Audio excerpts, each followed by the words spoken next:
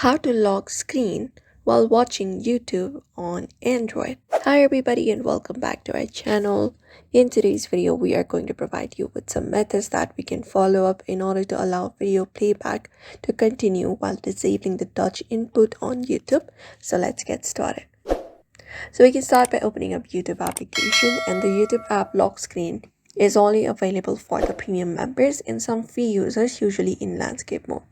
So you can start by opening up a YouTube video, and once we open up the YouTube video, just go over and tap on the landscape option to make it full screen and tap on the settings icon in the top right corner.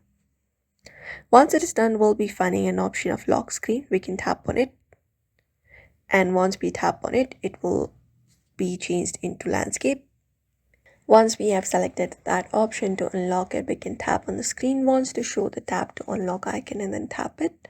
But usually we should be able to do it, and we should be able to lock screen while watching YouTube on Android. Apart from that, we can also use Android screening methods, which is best for kids.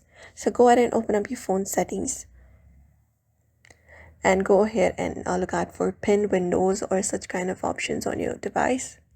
So look out for pin windows and tap on it.